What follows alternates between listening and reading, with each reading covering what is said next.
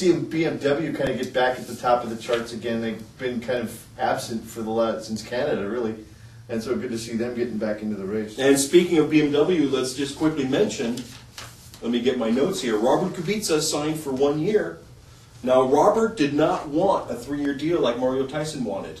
I think Robert was talking to Fernando, and Fernando said, "Stick with the 1-year deal, dude. That way you could get into Ferrari, maybe." No, I don't think he would ever give that advice. I He may give that advice to Fisichella. Yeah, that's true. Yeah, or Sakon Yamamoto. Yeah, one of my favorites. No, but I found that interesting. Kubica did not want to sign. He didn't want to be tied down. He wants to be a free agent in 2010, whatever that means. But I thought the big news, and I don't think it's going to be very good for his mental attitude, was Kubica getting signed and Nick Heidfeld getting warned. Yeah, you know, these things, you make the decisions in the environment and the facts you have. It could be a very good decision, especially if the BMW package does not get, very strong next season. But then again, having a 1-year contract, if somebody like a Grosjean or a Bruno Senna really starts doing very well this season, then Dr. Tyson may get him on board as the lead guy. Exactly. Also, there's some talk about Takuma Sato going to Toro Rosso, which I don't believe is going to happen because there's just too much young talent, as you just said. No, but money talks, and they're bringing a lot of money. And if there's they're an F1 driver that can bring sponsorship, and an engine, can you imagine how much money Gerhard Berger will save if Honda gives them free engines, like Toyota is giving to Williams? Yeah, but the Toro Rosso is just performing so well with the Ferrari motor. But they're paying for it also, Oh, big time. But they can afford it at this stage. Yeah, but if Berger could get free motors, because we know that Dietrich isn't ponying up nearly as much money as he was, and also he could use that money for development, because that's the other issue that they've got with the change in the rules. They've kind of been hung out to dry on doing their own development, whereas before they were kind of being able to ride on RBR's coattails. Very true, and I was really surprised to hear that Buemi has a very possible chance. And it's not because his first name is Sebastian to get possibly a test for Toro Rosso. I still think he's way too inconsistent to be in Formula One. The kid is quick. He's only 19 years old. I think he needs another year in testing or GP2. But, Or both.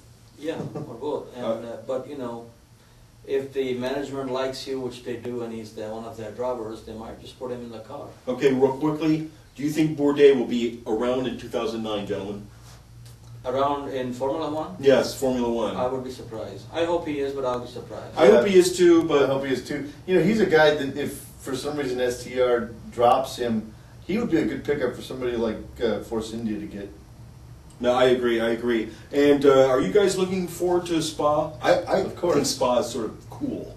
Well, I think this is where my feeling is pendulum will shift in Ferrari's favor. Spa, Monza, the fast tracks. Well, Ferrari's been doing well. It's their number 2 driver. I mean, their number 1 driver that's not doing so well. They have to drive?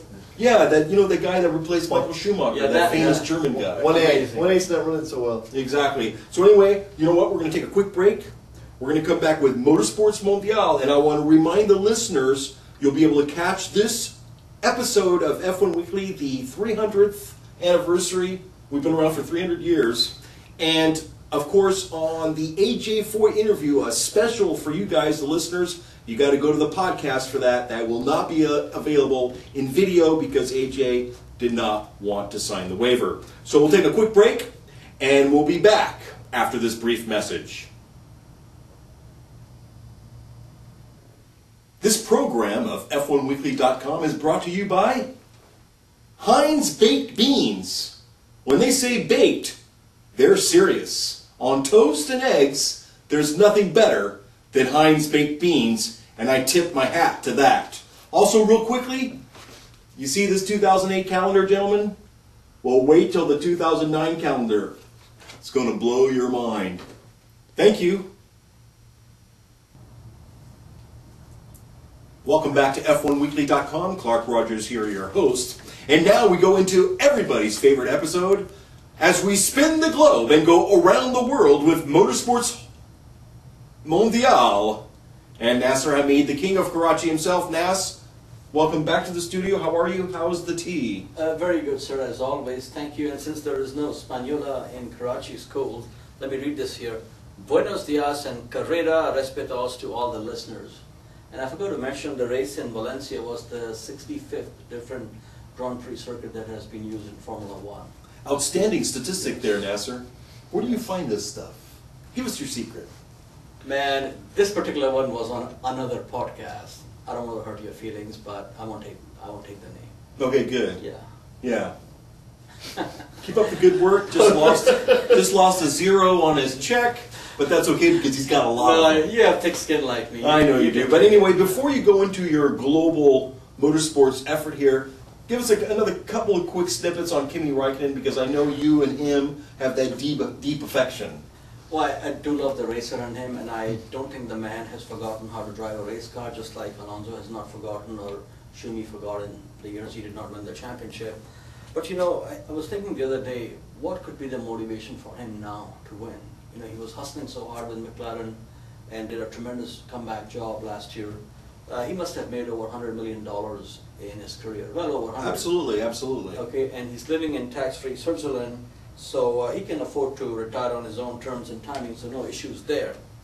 And I am convinced that even if he retires now, in the next 10, 15 years, we're not going to be seeing him in the drive-through of a McDonald's at some it's going, "You want fries with that?" Yeah, no, So I he's agree well with you set. completely. No, Kimi's going to be fine, and he'll probably race another series when he retires from Formula One.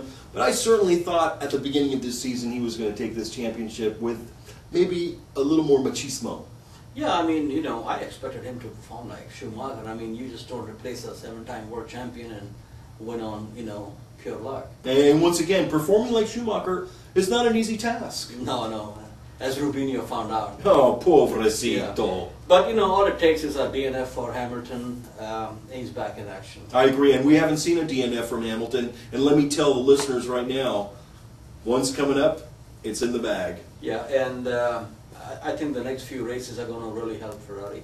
Spa, Monza, and, you know, Fuji, Absolutely. wherever they go. I agree. So let's quickly jump into this global action here. No. I like to put a smile on mankind, and I know most of our listeners will be very happy to read this. You're asking me where do I get this kind of information? You know. Oh, you're going to divulge. I like Yeah, that. but this is not from a podcast, so you're going to feel good here. Actually, there's an interesting story on GrandPrix.com. Now, GrandPrix.com is a very good website. They are the official supplier of database information to Formula1.com. They are professionals. And they have a gentleman by the name of Mike Dudson who used to write for different magazines, very experienced motorsports journalist. And on this website, GrandPrix.com, he does a segment called A Hack Looks Back on Every Grand Prix. So he talks about his experiences, what has happened in the years gone by.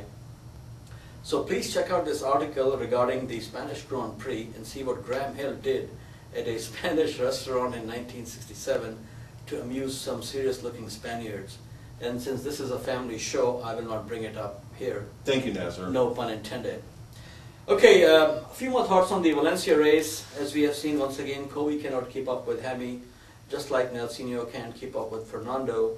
And talking of Nelsinho, Renault has decided to delay his confirmation of his contract till another month.